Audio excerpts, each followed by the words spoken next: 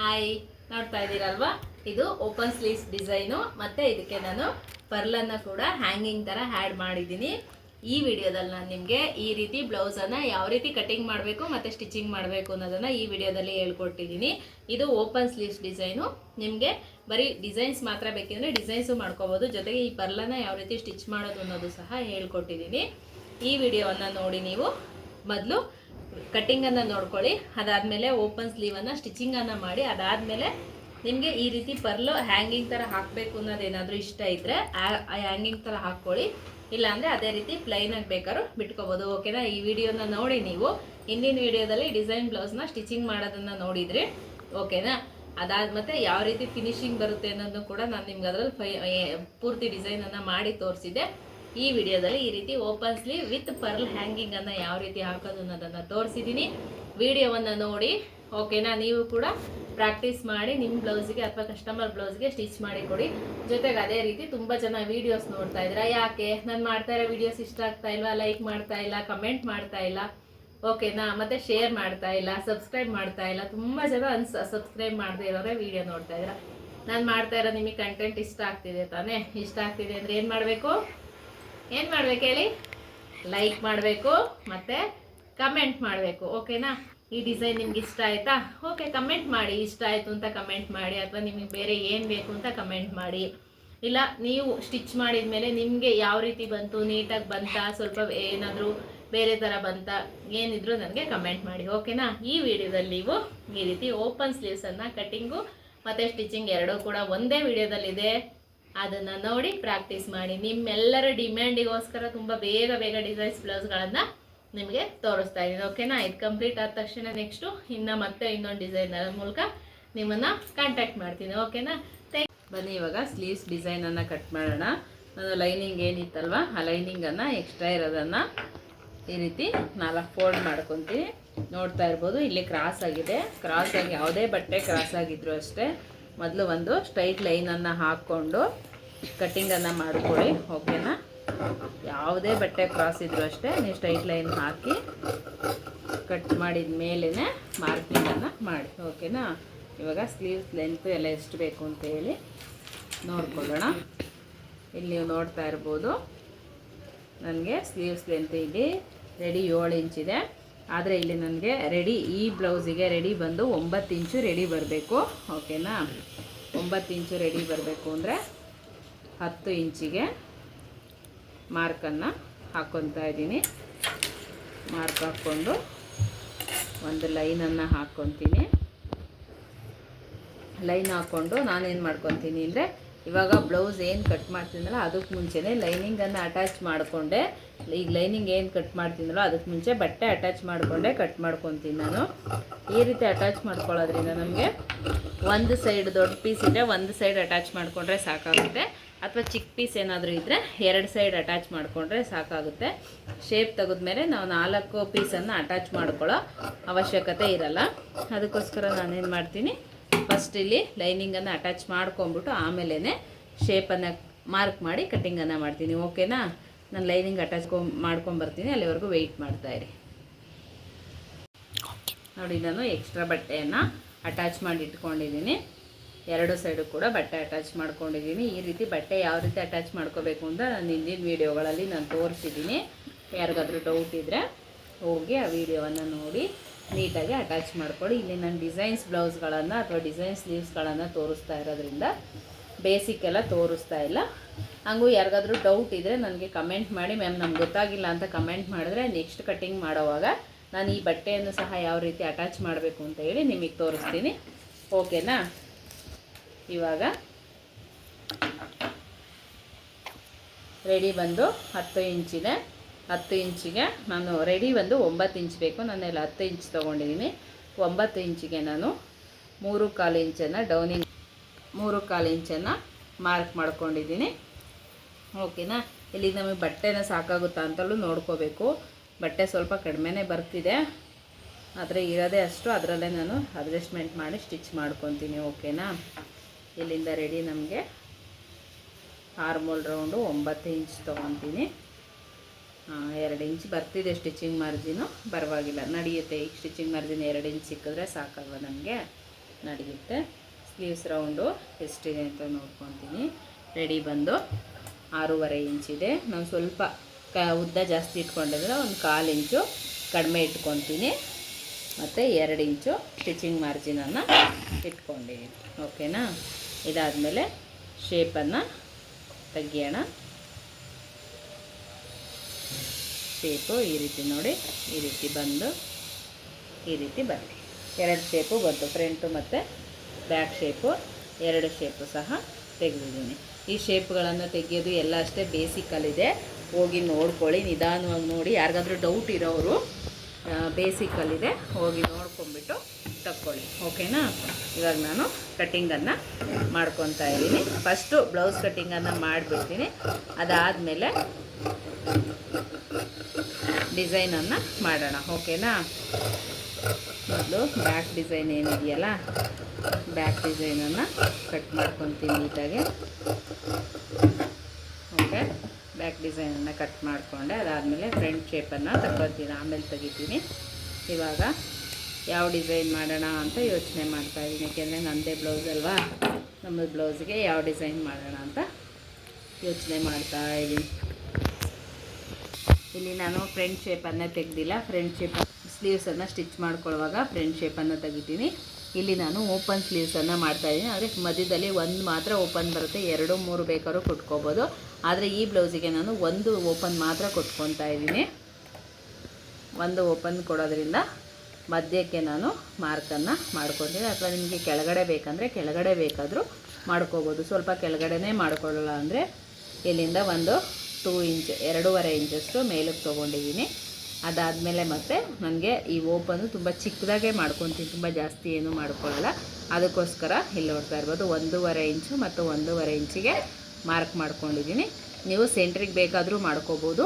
ಆದರೆ ನನಗೆ ಸ್ವಲ್ಪ ಈ ಡಿಸೈನ್ಗೆ ಕೆಳಗಡೆ ಇರಲಿ ಅನ್ನೋದಕ್ಕೋಸ್ಕರ ಏನು ಮಾಡಿದ್ದೀನಿ, ಕೆಳಗಡೆಯಿಂದ 2.5 ಇಂಚ್ ಮಾರ್ಕ್ ಮಾಡ್ಕೊಂಡಿದ್ದೀನಿ. ಅದಾದಮೇಲೆ 1.5 ಇಂಚು ಮತ್ತು 1.5 ಇಂಚಿಗೆ 2 ಲೈನನ್ನು ಹಾಕ್ಕೊಂಡಿದ್ದೀನಿ. ಮತ್ತು 1 ಇಂಚಿಗೆ ಒಂದು ಮಾರ್ಕನ್ನು ಹಾಕ್ಕೊಂಡು ಇಲ್ಲಿ ನಾನು ಓವೆಲ್ ಶೇಪನ್ನು ಕೊಡ್ತಾ ಹೋಗ್ತೀನಿ. ನಿಮ್ಗೆ ಇನ್ನೂ ದೊಡ್ಡದಾಗಿ ಓವೆಲ್ ಶೇಪ್ ಬೇಕಂದರೆ ದೊಡ್ಡದಾಗೂ ಕೂಡ ಮಾರ್ಕ್ ಮಾಡ್ಕೋಬೋದು. ಆದರೆ ದೊಡ್ಡದಾಗಿಂದರೆ ಇನ್ನೂ ಜಾಸ್ತಿ ಬೇಕಾದ್ರೂ ಮಾರ್ಕ್ ಮಾಡ್ಕೋಬೋದು.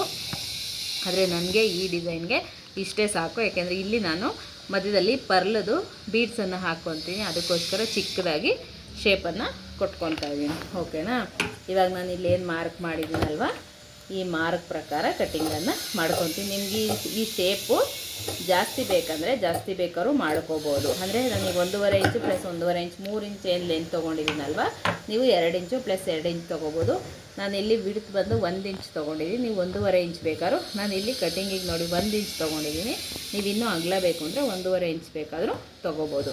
ಓಕೆನಾ. ಈ ರೀತಿಯಾಗಿ ರೆಡಿಯಾಗಿದೆ, ಕಟ್ಟಿಂಗ್ ಮಾತ್ರ ರೆಡಿಯಾಗಿದೆ. ಇಲ್ಲೂ ಅಷ್ಟೇ ನಾನು ಯಾವುದೇ ರೀತಿ ಶೇಪನ್ನು ತೆಗೆದಿಲ್ಲ. ಇವಾಗ ನೋಡ್ತಾ ಇರ್ಬೋದು ಇಷ್ಟೇ ಬಟ್ಟೆ ಉಳಿದಿರೋದು ನನಗೆ. ಈಗ ನಾನು ಈ ಬಟ್ಟೆಯನ್ನೇ ಕಟ್ಟಿಂಗ್ ಮಾಡಿಕೊಂಡು ಮತ್ತು ಸೈಡಿಗೆ ಜಾಯಿನ್ ಮಾಡೋಕ್ಕೂ ನನಗೆ ಯಾವುದೇ ರೀತಿ ಬಟ್ಟೆ ಇಲ್ಲ. ಈ ಬಟ್ಟೆನಲ್ಲೇ ನಾನು ಸೈಡಿಗೂ ಕೂಡ ಜಾಯಿನ್ ಮಾಡೋದಕ್ಕೆ ಬಟ್ಟೆಯನ್ನು ಉಳಿಸ್ಕೋಬೇಕು. ಓಕೆನಾ. ಈ ರೀತಿ ಮೊದಲು ಶೇಪನ್ನು ತಗೊಂಡ್ಬಿಡ್ತೀನಿ. ಅದಾದಮೇಲೆ ಮಿಕ್ಕಿರೋ ಬಟ್ಟೆನಲ್ಲಿ ಸೈಡಿಗೆ ಜಾಯಿನ್ ಮಾಡೋದಕ್ಕೆ ಉಳಿಸ್ಕೊಳ್ಳೋಣ. ಇಷ್ಟೇ ಬಟ್ಟೆ ಉಳಿದಿರೋದು. ಇಷ್ಟು ಬಟ್ಟೆನಲ್ಲೇ ನಾನು ಅಡ್ಜಸ್ಟ್ಮೆಂಟ್ ಮಾಡಿ ಆ ಕಡೆ ಈ ಕಡೆ ಅಟ್ಯಾಚನ್ನು ಸಹ ಮಾಡಬೇಕಾಗುತ್ತೆ. ನೋಡಿ ಇಲ್ಲಿ ಈ ಥರ, ಇಲ್ಲೂ ಕೆಳಗಡೆನೂ ಅಟ್ಯಾಚ್ಮೆಂಟ್ ಜಾಸ್ತಿ ಬೇಕಿರುತ್ತೆ. ನೋಡೋಣ ಹಿಂಗೇನಾದರೂ ಅಟ್ಯಾಚ್ ಮಾಡೋಕ್ಕಾಗುತ್ತಾ, ಲೆಂತ್ ಸಾಕಾಗುತ್ತಾ ಅಂತ ಒಂದು ಸಲ ನೋಡ್ಕೊಳ್ಳೋಣ. ಈ ರೀತಿ ಓಕೆ, ಈ ರೀತಿ ಮಾಡಿಕೊಂಡ್ರೆ ಸಾಕಾಗುತ್ತೆ ನಮಗೆ. ಅದಕ್ಕೋಸ್ಕರ ನಾನು ಇಲ್ಲಾಂದರೆ ಈ ರೀತಿ ಬೇಕಾದರೂ ಮಾಡ್ಕೋಬೋದು. ಈ ರೀತಿ ಅಂದರೆ ಇಲ್ಲಿ ನೋಡ್ತಾ ಇರ್ಬೋದು, ಈ ರೀತಿ ಮಾಡ್ಕೊಳ್ಳೋಣ. ಓಕೆ, ಇಲ್ಲಿ ನೋಡ್ತಾ ಇರ್ಬೋದು, ನಾನು ನಿಮಗೆ ತೋರಿಸ್ತಾ ಇದ್ದೀನಿ.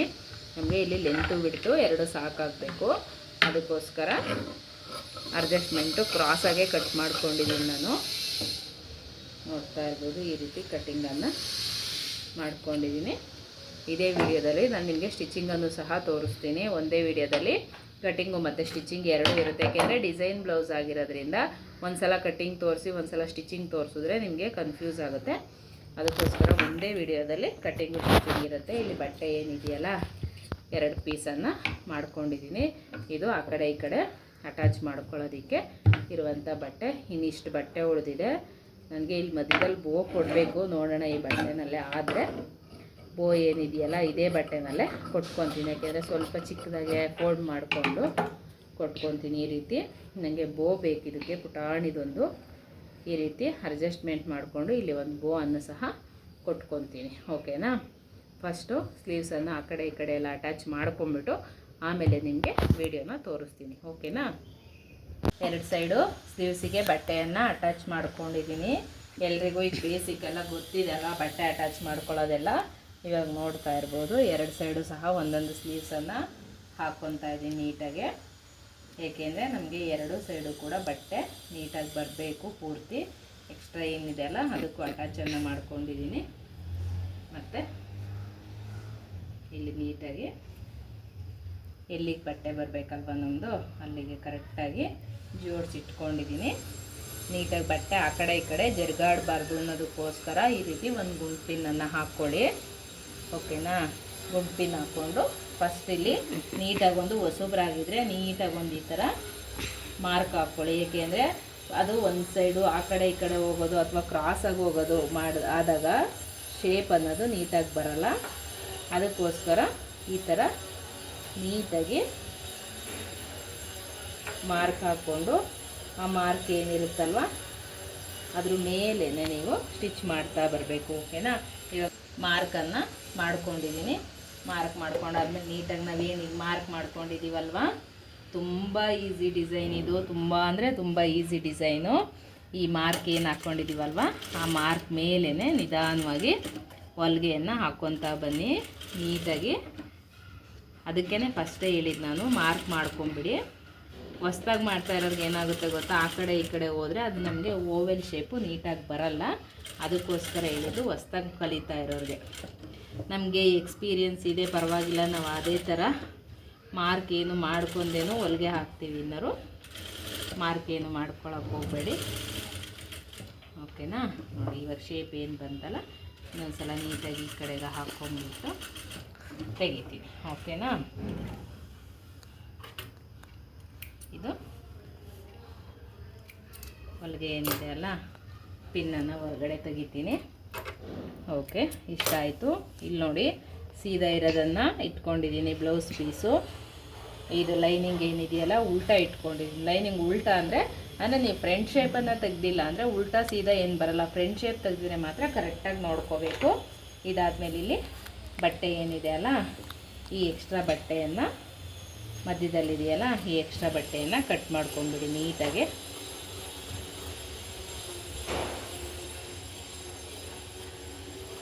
ಎಕ್ಸ್ಟ್ರಾ ಬಟ್ಟೆಯನ್ನು ನೀಟಾಗಿ ಕಟ್ ಮಾಡಿಕೊಂಡು ನೀಟಾಗಿ ಮತ್ತು ನ್ಯಾಚ್ ಕೊಡೋದನ್ನು ಮರಿಬಾರ್ದು.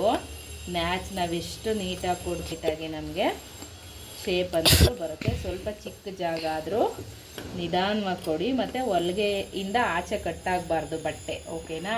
ಆ ಹೊಲಿಗೆ ಏನಿದೆಯಲ್ಲ ಆ ಹೊಲಿಗೆ ಒಳಗಡೆನೆ ನಾವು ನ್ಯಾಚನ್ನು ಕೊಟ್ಕೋಬೇಕು. ನೋಡಿ ನಾನು ಹತ್ರದಿಂದನೇ ನಿಮಗೆ ತೋರಿಸ್ತಾ ಇದ್ದೀನಿ ನಿಧಾನವಾಗಿ ಯಾವ ರೀತಿ ನ್ಯಾಚ್ ಕೊಟ್ಕೊತಾ ಇದ್ದೀನಿ ಅಂತ. ಈ ರೀತಿ ನ್ಯಾಚ್ ಕೊಟ್ಕೊಂಡಾಯಿತು. ಇಷ್ಟ ಆಯ್ತಲ್ವ? ಇವಾಗ ಏನು ಮಾಡಬೇಕು ಅಂದರೆ ಲೈನಿಂಗನ್ನು ಈ ಓಲ್ ಏನಿದೆಯಲ್ಲ ಈ ಓಲಿಂದ ಆಚೆ ತೆಗಿಬೇಕು. ತುಂಬ ಅಂದರೆ ತುಂಬ ಈಸಿ. ಒಂದು ಸಲ ನೋಡ್ಕೊಳ್ಳಿ ಅಷ್ಟೇ. ನೋಡಿ ಈ ಲೈನಿಂಗನ್ನು ಈ ಓಲ್ ಏನಿದೆಯಲ್ಲ ಓವೆಲ್ ಶೇಪ್ದು ಅಲ್ಲಿಂದ ನಿಧಾನವಾಗಿ ಆಚೆ ತೆಗಿತು. ನೋಡಿ ಆಚೆ ಬಂತು. ಓಕೆನಾ? ನೀಟಾಗೆ ಲೈನಿಂಗ್ ಎಲ್ಲ ನೀಟಾಗಿ ಒಳಗಡೆ ಹೋಗಬೇಕು. ನ್ಯಾಚನ್ನು ನಾವು ಕರೆಕ್ಟಾಗಿ ಕೊಟ್ವಿ ಅಂದರೆ ಲೈನಿಂಗ್ ಪೋರ್ಷನ್ ಏನಿರುತ್ತಲ್ಲ ಅದು ನೀಟಾಗಿ ಒಳಗಡೆ ಹೋಗಿರುತ್ತೆ. ನೋಡಿ ನೀಟಾಗಿ ಒಳಗಡೆ ಹೋಯಿತು. ಇದ್ರ ಮೇಲೆ ನಾವು ಕಿನಾರಿ ಬೇಕಾದ್ರೂ ಹಾಕ್ಕೋಬೋದು, ಇಲ್ಲಾಂದರೆ ಐರನ್ನನ್ನು ಬೇಕಾದರೂ ಮಾಡ್ಕೋಬೋದು. ಓಕೆನಾ? ಇವಾಗ ನಾನು ಒಂದ್ಸಲ ಇದ್ರ ಮೇಲೆ ನೀಟಾಗಿ ಕಿನಾರಿ ಹಾಕ್ಬಿಡ್ತೀನಿ. ಹಾಕಿ ಅದಾದಮೇಲೆ ಮುಂದಿನ ಸ್ಟೆಪ್ಪನ್ನು ನಾನು ನಿಮಗೆ ಹೇಳ್ಕೊಡ್ತೀನಿ. ನೋಡಿ ಲೈನಿಂಗನ್ನು ನೀಟಾಗಿ ಹಿಂಗೆ ಅಡ್ಜಸ್ಟ್ಮೆಂಟ್ ಮಾಡ್ಕೊಂಡಿದ್ದೀನಿ. ಲೈನಿಂಗು ಆಚೆ ಕಾಣಬಾರ್ದು ನಮಗೆ. ಓಕೆನಾ? ಇದೊಂದು ಟಿಪ್ಸು. ನಮಗೆ ಲೈನಿಂಗ್ ಆಚೆ ಕಾಣಿಸಿದ್ರೆ ನಾವು ಏನೇ ಡಿಸೈನ್ ಮಾಡಿದ್ರು ಅದು ಲುಕ್ ನಮಗೆ ಚೆನ್ನಾಗಿ ಕಾಣಿಸೋದಿಲ್ಲ. ಓಕೆನಾ? ನೋಡಿ ಇವಾಗ ನೀಟಾಗಿ ಹೊಲಿಗೆಯನ್ನು ಹಾಕ್ಕೊತಾ ಬರ್ತೀನಿ. ಈ ಥರ ಡಿಸೈನ್ಸ್ಗಳನ್ನು ಮಾಡುವಾಗ ನಿಧಾನವಾಗಿ ಹಾಕ್ಕೊಳ್ಳಿ. ಮತ್ತು ಮಿಷಿನನ್ನು ಸ್ವಲ್ಪ ಸ್ಲೋನಲ್ಲೇ ಇಟ್ಕೊಳ್ಳಿ. ತುಂಬ ಫಾಸ್ಟಾಗಿ ಹಾಕಿ ಹೆಂಗೆಂಗೋ ಆ ಕಡೆ ಹಾಕಿ ಅಲ್ವಾ. ನೋಡಿ ನಿಧಾನವಾಗಿ ಇವಾಗ ಮತ್ತೆ ಈ ದಾರವನ್ನು ಆಮೇಲೆ ಕಟ್ ಮಾಡೋಣ ನಾವು. ಈ ಥರ ಲೈನಿಂಗ್ ಏನಾದರೂ ಆಚೆ ಕಾಣಿಸ್ತಾ ಇದ್ದರೆ ಹಿಂಗೆ ನೋಡಿ ಲೈನಿಂಗನ್ನು ಎಳ್ಕೊಂಡು ಈ ರೀತಿ ಬೆರಳಲ್ಲಿ ಪ್ರೆಸ್ ಮಾಡಿ ಇಟ್ಕೊಂಡು ನೀವು ಇಲ್ಲೂ ಅಷ್ಟೇ ನೋಡಿ ಲೈನಿಂಗ್ ಸ್ವಲ್ಪ ಕಾಣಿಸ್ತಾ ಇದೆ. ಏನು ಮಾಡ್ತೀನಿ ಅಂದರೆ ಈ ರೀತಿ ಒಳಗಡೆ ಎಳ್ಕೊತೀನಿ. ಒಳಗಡೆ ಎಳ್ಕೊಂಬಿಟ್ಟು ನೀಟಾಗಿ ಮೇಲ್ಗಡೆ ಹೊಲಿಗೆಯನ್ನು ಹಾಕ್ಕೊಂಬರ್ತೀನಿ. ಇಲ್ಲೂ ಅಷ್ಟೇ ಸ್ವಲ್ಪ ಲೈನಿಂಗ್ ಕಾಣಿಸ್ತಿದೆ. ಈ ರೀತಿ ಎಳ್ಕೊಂಡು ರಿಂಕಲ್ಸ್ ಬರಬಾರ್ದು. ನಾವೇನೀಗ ಹೊಲಿಗೆ ಹಾಕಿದ್ದೀವಲ್ವ ಅಲ್ಲಿ ರಿಂಕಲ್ಸ್ ಬರಬಾರ್ದು. ಓಕೆನಾ. ಇದಕ್ಕೆ ಕ್ಯಾನ್ವಾಸ್ ಕೊಟ್ಟು ಕೂಡ ಮಾಡೋಕ್ಕೆ ಬರುತ್ತೆ. ಆದರೆ ಇದು ನಾನು ಹೇಳ್ಕೊಡ್ತಾ ಇರೋದು ಬೇಸಿಕ್ಕು. ಕ್ಯಾನ್ವಾಸ್ ಯೂಸ್ ಮಾಡೋಕ್ಕೆ ಬರೋಲ್ಲ, ಕಟ್ ಮಾಡೋಕ್ಕೆ ಬರೋಲ್ಲ, ಅದ್ರ ಮೇಲೆ ಮಾರ್ಕ್ ಮಾಡೋಕ್ಕೆ ಬರೋಲ್ಲ ಅನ್ನೋರಿಗೆ ಬೇಸಿಕ್ ತೋರಿಸ್ತಾ ಇದ್ದೀನಿ. ಇದು ಕ್ಯಾನ್ವಾಸ್ ಹಾಕಿ ಈ ಥರ ಹೊಲಿದಾಗ ತುಂಬ ಸ್ಟಿಫಾಗಿ ಕೂತ್ಕೊಳ್ಳುತ್ತೆ. ಅದನ್ನು ಕೂಡ ಇನ್ನೊಂದು ವೀಡಿಯೋದಲ್ಲಿ ನಾನು ನಿಮಗೆ ಹೇಳ್ಕೊಡ್ತೀನಿ. ಓಕೆನಾ. ಇವಾಗ ನೋಡಿ ಹೊಲಿಗೆ ಹಾಕ್ಕೊಂಡಿದ್ದಾಯಿತು. ದಾರವನ್ನು ಆಚೆ ತೆಗಿತೀನಿ. ಈ ರೀತಿ ನಮ್ಮದು ಓಪನ್ ಸ್ಲೀವ್ ರೆಡಿ ಆಯಿತು. ಇವಾಗ ನೋಡಿ ಮೇಲೆ ಕೆಳಗೆ ಎರಡು ಸೈಡು ಕೂಡ ಓಪನ್ ಇದೆ. ಈ ಕಡೆನೂ ಓಪನ್ ಇದೆ, ಮೇಲ್ಗಡೆನೂ ಓಪನ್ ಇದೆ. ಇವಾಗ ನಾವು ಇದಕ್ಕೆ ನೀವು ಪಟ್ಟಿ ಅಥವಾ ಪೈಪಿಂಗ್ ಏನಾದ್ರು ಕೊಡ್ತೀರಾ ಅಂದರೆ ಬೇಕಾದ್ರೂ ಕೊಟ್ಕೋಬೋದು. ಇಲ್ಲ ನಾವು ಆ ಥರ ಏನೂ ಕೊಡಲ್ಲ ಅಂದರೆ ಉಲ್ಟಾ ಬೇಕಾದ್ರೂ ಮಾಡ್ಕೋಬೋದು. ಮೊದಲು ಏನು ಮಾಡೋಣ, ಇಲ್ಲಿ ಈ ಥರ ಇದೆ ನೋಡಿ, ಆ ಉಲ್ಟಾ ಮಾಡ್ಕೊಳ್ಳೋಕ್ಕೆ ಮೇಲ್ಗಡೆ ಒಂದು ಕೆಳಗಡೆ ಒಂದು ಹಾಕ್ಕೊಳ್ಳಿ. ಲೈನಿಂಗ್ ಮೇಲೆ ಇದೆ, ಬ್ಲೌಸ್ ಪೀಸ್ ಕೆಳಗಡೆ ಇದೆ. ಇದನ್ನು ನೀಟಾಗಿ ಇದನ್ನು ನಾವು ಯಾವ ರೀತಿ ಅಂದರೆ ಬೆಲ್ಟ್ ಪಟ್ಟಿಯನ್ನು ಕೊಡ್ತೀವಲ್ವ ಆ ರೀತಿ ಹಿಂಗೆ ಫೋಲ್ಡ್ ಮಾಡಿ ಇವೆರಡನ್ನು ಕೂಡ ಅಟ್ಯಾಚ್ ಮಾಡ್ಕೊಳ್ಳಿ. ಓಕೆನಾ. ನೋಡಿ ನೀಟಾಗಿ ಹೊಲಿಗೆ ಹಾಕ್ಕೊತ ಬರ್ತೀನಿ ನಾನು. ಇಲ್ಲ ನಮ್ಗೆ ಈ ಥರ ಕೂಡ ಗೊತ್ತಾಗಲ್ಲ ಅನ್ನೋರು ಪಟ್ಟಿ ಬೇಕಾದರೂ ಕೊಟ್ಕೋಬೋದು. ಅದು ಒಂದು ಮೆಥಡು. ಇದೇನಿಲ್ಲ, ತುಂಬ ಈಸಿ. ನಾವೀಗ ಅಲ್ಲಿ ಬೆಲ್ಟ್ ಪಟ್ಟಿ ಏನು ಕೊಡ್ತೀವಲ್ವ ಅದೇ ಮೆಥಡಲ್ಲಿ ಈ ರೀತಿ ಹೊಲಿಗೆ ಹಾಕ್ಕೊತೀವಿ ಅಷ್ಟೇ. ನೋಡಿ ಈ ರೀತಿ ಬರುತ್ತೆ. ನೀಟಾಗಿ ಹೊಲಿಗೆ ಹಾಕ್ಕೋಬೇಕು. ಈ ಥರ ಸ್ವಲ್ಪ ನಿಮ್ಗೆ ಗೊತ್ತಾಗಲಿಲ್ಲ ಅಂದರೆ ಫಸ್ಟು ಒಂದು ವೇಸ್ಟ್ ಬಟ್ಟೆ ತೊಗೊಂಡು ಇವೆಲ್ಲ ಪ್ರಾಕ್ಟೀಸ್ ಮಾಡಿ, ಲೈನಿಂಗ್ ಬಟ್ಟೆ ತೊಗೊಂಡು ಪ್ರಾಕ್ಟೀಸ್ ಆದಮೇಲೆ ಬ್ಲೌಸನ್ನು ಸ್ಟಿಚ್ ಮಾಡಿ.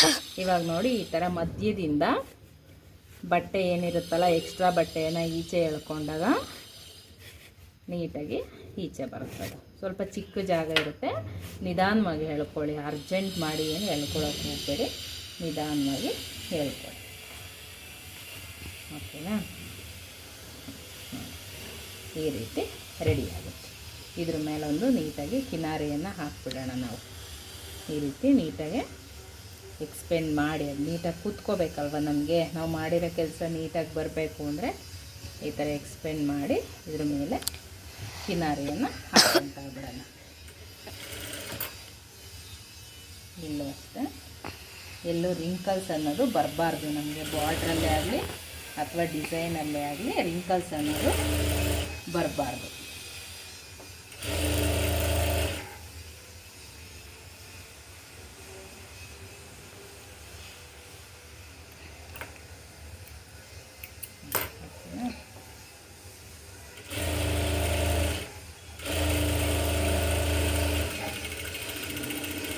ಹೊಲಿಗೆ ಹಾಕ್ಕೊಂಡಾಯಿತು ನೋಡಿ, ಎಷ್ಟು ನೀಟಾಗಿ ಬಂತು ಅಲ್ವಾ. ಇದಾದಮೇಲೆ ಇಲ್ಲಿ ಲೈನಿಂಗ್ ಏನಿದೆಯಲ್ಲ, ಲೈನಿಂಗು ಮತ್ತು ಬ್ಲೌಸ್ ಪೀಸನ್ನು ಜಾಯಿನ್ ಮಾಡಿಬಿಡೋಣ. ಓಕೆನಾ.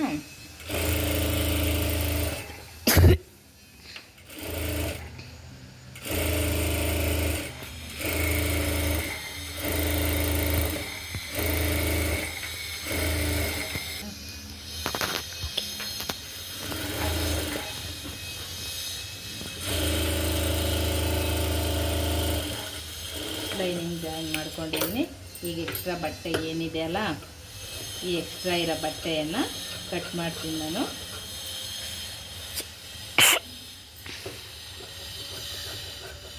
ಇದು ಡಿಸೈನ್ ಬ್ಲೌಸ್ಗಳಾಗಿರೋದ್ರಿಂದ ಸ್ವಲ್ಪ ವಿಡಿಯೋ ಲೆಂತ್ ಆಗೇ ಆಗುತ್ತೆ. ನಾರ್ಮಲ್ ಬ್ಲೌಸ್ ಥರ ಸ್ಟಿಚಿಂಗು ಕಟ್ಟಿಂಗಿಗೆ ಬೇಗ ಆಗಲ್ಲ. ಸೊ ವಿಡಿಯೋ ಲೆಂತ್ ಆಗುತ್ತೆ. ಆದರೆ ಯಾವುದು ಸ್ಕಿಪ್ ಮಾಡಿದೆ ನೋಡಿ, ಏಕೆಂದರೆ ನಿಮಗೆ ಪ್ರತಿಯೊಂದು ಸ್ಟೆಪ್ಪು ಕೂಡ ಇಂಪಾರ್ಟೆಂಟೇ ಅಲ್ವಾ. ಅದಕ್ಕೋಸ್ಕರ ನೋಡಿ ವಿಡಿಯೋನ. ನೀವು ಅಲ್ಲಲ್ಲೇ ಸ್ಕಿಪ್ ಮಾಡ್ತೀರಾ ಅಂದರೆ ನಿಮಗೆ ಡಿಸೈನು ಪರ್ಫೆಕ್ಟಾಗಿ ಸ್ಟಿಚ್ ಮಾಡೋದಕ್ಕೆ ಆಗಲ್ಲ. ಓಕೆನಾ. ಈ ರೀತಿ ಸ್ಲೀವ್ಸು ರೆಡಿ ಆಯಿತು. ನೀವು ಇಲ್ಲಿ ಓಪನ್ ಬಿಟ್ಕೊತೀರ ಅಂದರೆ ಓಪನ್ ಬೇಕಾದರೂ ಬಿಟ್ಕೋಬೋದು. ನೋಡಿ ಇವಾಗ ಒಂದು ಸ್ಲೀವ್ಸ್ ರೆಡಿಯಾಗಿದೆ. ನಾನು ಇದೇ ಥರ ಇನ್ನೊಂದು ಸ್ಲೀವ್ಸನ್ನು ರೆಡಿ ಮಾಡ್ಕೊತೀನಿ, ಯಾಕೆಂದರೆ ವಿಡಿಯೋ ಲೆಂತ್ ಆಗುತ್ತೆ. ಇನ್ನೊಂದು ಸ್ಲೀವ್ಸನ್ನು ರೆಡಿ ಮಾಡ್ಕೊಂಬಿಟ್ಟು ಆಮೇಲೆ ನಾನು ನಿಮಗೆ ತೋರಿಸ್ತೀನಿ. ಇಲ್ಲಿ ನೋಡಿ ಇಲ್ಲಿ ಈ ಥರ ಇದೆ. ಇಲ್ಲಿ ನಾನು ಏನು ಪ್ಲ್ಯಾನ್ ಮಾಡ್ಕೊಂಡಿದ್ದೀನಿ ಅಂದರೆ ಈ ರೀತಿ 3 ಲೆಂತಲ್ಲಿ ಪರ್ಲ್ ಬೀಡ್ಸನ್ನು ಹಾಕೊಳ್ಳೋ ಪ್ಲ್ಯಾನ್ ಮಾಡ್ಕೊಂಡಿದ್ದೀನಿ. ಅದನ್ನು ಸಹ ನಾನು ನಿಮ್ಗೆ ಹಾಕಿಬಿಟ್ಟಿರ್ತೀನಿ. ಇವಾಗ ಇನ್ನೊಂದು ಸ್ಲೀವ್ಸನ್ನು ರೆಡಿ ಮಾಡ್ಕೊಂಬಿಟ್ಟು ಆಮೇಲೆ ಪರ್ಲ್ ಬೀಡ್ಸನ್ನು ಹಾಕ್ತೀನಿ. ಓಕೆನಾ, ವೆಯ್ಟ್ ಮಾಡ್ತಾಯಿರಿ, ಆಮೇಲೆ ಹೇಳಿದಂತೆ. ನೋಡಿ ಇದಕ್ಕೆ ನಾನು ಈ ರೀತಿ 2 ಸ್ಲೀವ್ಸ್ ರೆಡಿ ಆದಮೇಲೆ ಈ ರೀತಿ ಪರ್ಲಲ್ಲಿ ಹ್ಯಾಂಗಿಂಗ್ ಥರ ಮಾಡ್ಕೊತಾ ಇದ್ದೀನಿ. ಸೊ ನಿಮ್ಗೆ ಬೇಕಾದರೆ ಮಾಡ್ಕೋಬೋದು, ಬೇಡ ಅಂದರೆ ಇದೇ ರೀತಿ ಬಿಟ್ಕೋಬೋದು. ಒಂದಕ್ಕೆ ರೆಡಿ ಮಾಡಿದ್ದೀನಿ. ಓಕೆನಾ, ಸ್ಲೀವ್ಸು ರೆಡಿ ಆದಮೇಲೆ ಈ ರೀತಿ ಬರುತ್ತೆ.